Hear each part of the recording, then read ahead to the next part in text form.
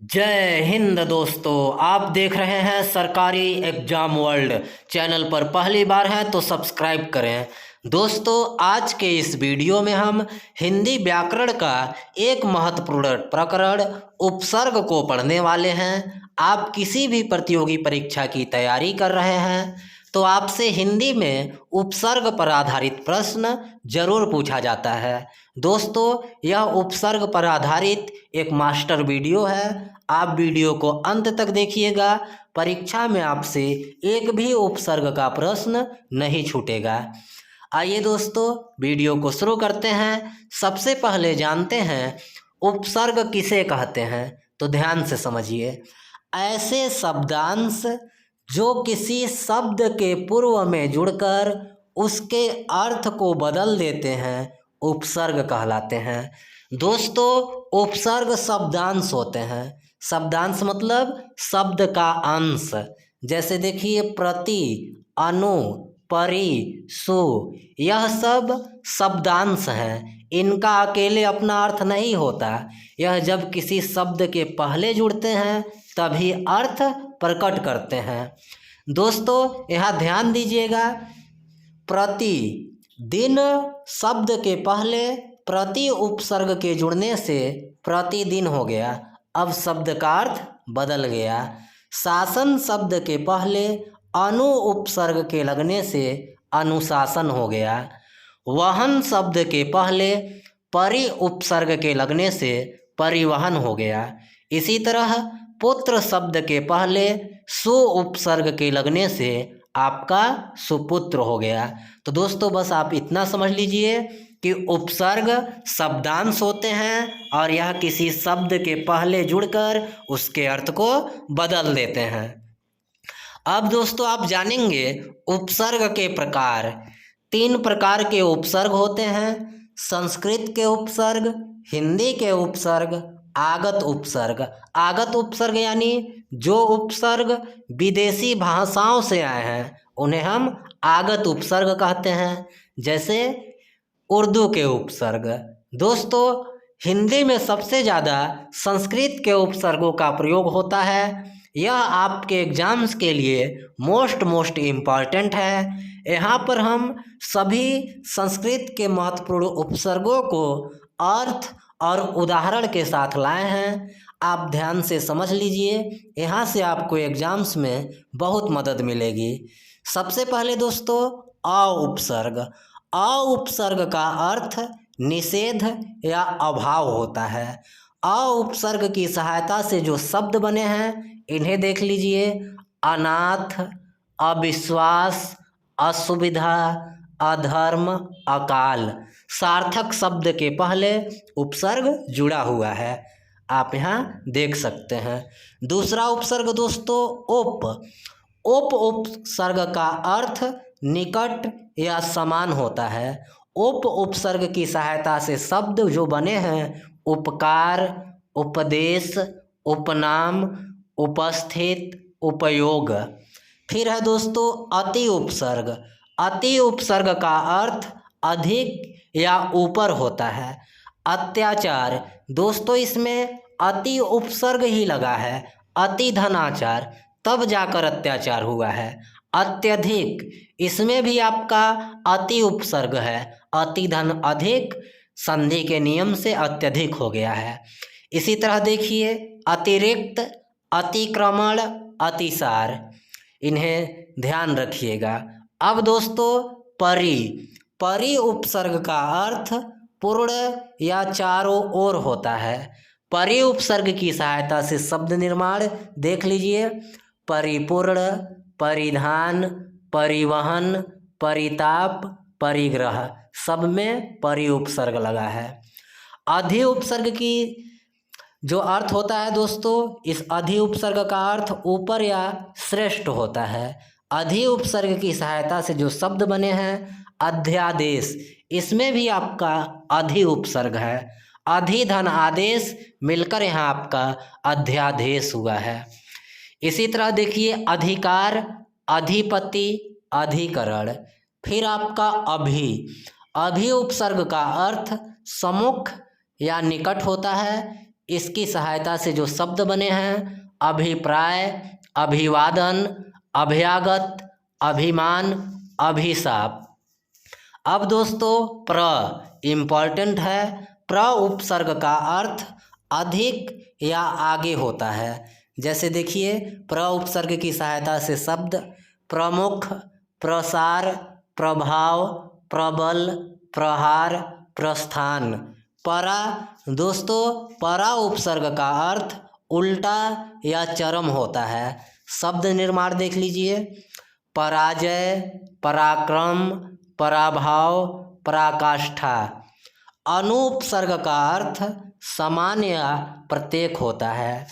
जो शब्द निर्माण है अनुपसर्ग की सहायता से अनुरूप, अनुभूति, अनुराग, अनुकूल। अब दोस्तों अप उपसर्ग का अर्थ हीनता या विरोध होता है। अप उपसर्ग की सहायता से जो शब्द बने हैं अपवाद, अपयश, अपमान, अपव्यय, अपकार। दुर उपसर्ग का अर्थ बुरा या कठिन होता है। शब्द निर्माण देखिए दुर्जन, इसमें भी आपका दुर उपसर्ग है। दुर्लभ, दुर्दशा, दुर्भाग्य, दुर्गुण, सब में दुर उपसर्ग लगा हुआ है। फिर दोस्तों निर उपसर्ग का अर्थ निषेध या रहित होता है। इसकी सहायता से जो शब्द बने हैं निर्मम, निर्दोष, निर्धन, निर्जन, निर्जल। अब दोस्तों सम उपसर्ग का अर्थ अच्छा या साथ होता है। इसकी सहायता से जो शब्द बने हैं संकल्प, संयोग, संबंध, संग्रह, संचय, संदेश। दोस्तों यहाँ आपको गलती नहीं करना है। संकल्प, संयोग, संग्रह, संचय, संदेश, इनमें भी आपका सन नहीं बल्कि सम उपसर्ग लगा है, इसको ध्यान रखिएगा। अब वी उपसर्ग का अर्थ विशेष या अभाव होता है। इसकी सहायता से जो शब्द बने हैं विभाग, विज्ञान, विजय, वियोग, विक्रय, विनाश। अब दोस्तों आ उपसर्ग का अर्थ सीमा या समेत होता है। शब्द देख लीजिए आजन्म, आमरण, आगमन, आलेख, आहार, इस सब में आपका आ उपसर्ग लगा है। अब दोस्तों प्रति इम्पॉर्टेंट है। प्रति उपसर्ग का अर्थ हर एक या सामने होता है। प्रति उपसर्ग की सहायता से जो शब्द बने हैं प्रतिदिन, प्रतिवर्ष, प्रतिघात, प्रतिकार, प्रत्यक्ष। अ उपसर्ग का अर्थ हीन या नीचे होता है। शब्द देख लीजिए अवतार, अवगुण, अवसान, अवनति, अवरोध, सब में आपका अ उपसर्ग प्रयुक्त हुआ है। फिर दोस्तों उत उपसर्ग का अर्थ ऊपर या ऊंचा होता है। शब्द निर्माण उत्थान, उत्कर्ष, उत्कृष्ट, उत्कंठा, सब में आपका उत उपसर्ग लगा है। अब दोस्तों हिंदी के उपसर्ग आप जानेंगे। संस्कृत के उपसर्ग हो गया अध का अर्थ आधा होता है। शब्द निर्माण अधपका, अधजला, अधमरा, अधखिला। को उपसर्ग का अर्थ बुरा या हीन होता है। शब्द निर्माण देखिए कुमार्ग, कुपुत्र, कुख्यात, कुचाल। सह उपसर्ग का अर्थ साथ होता है। शब्द निर्माण सहयोग, सहचर, सहपाठी, सहमति। अब दोस्तों सु उपसर्ग का अर्थ सुंदर या श्रेष्ठ होता है। शब्द निर्माण देखिए सुपथ, सुयोग्य, सुमार्ग, सुलभ, सब में सु उपसर्ग लगा है।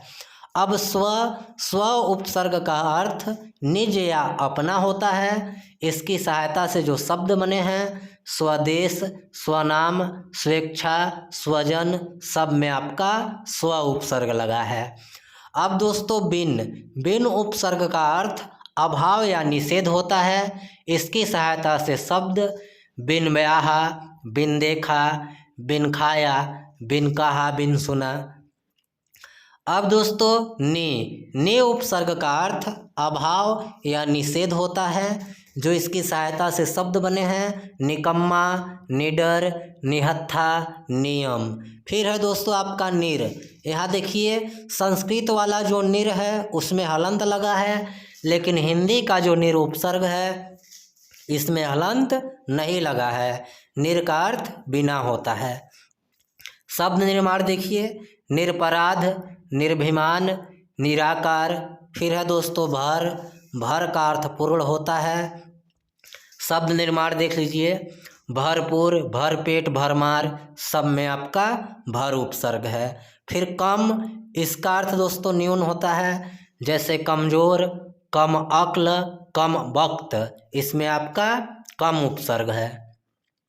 अब दोस्तों हम लास्ट में जानेंगे उर्दू के उपसर्ग। खुश, खुश उपसर्ग का अर्थ अच्छा होता है। सॉरी दोस्तों, खुश उपसर्ग का अर्थ अच्छा होता है। इसकी सहायता से जो शब्द बना है खुशकिस्मत, खुशबू, खुशहाल। फिर ना उपसर्ग, इसका अर्थ अभाव या कम होता है, जैसे ना समझ, नालायक, नापसंद। फिर गैर है, इसका अर्थ विरुद्ध होता है। शब्द देख लीजिए गैर मुल्क, गैर हाजिर, गैर कानूनी। फिर बद, बद उपसर्ग का अर्थ बुरा होता है, बदकिस्मत, बदनाम, बदबू।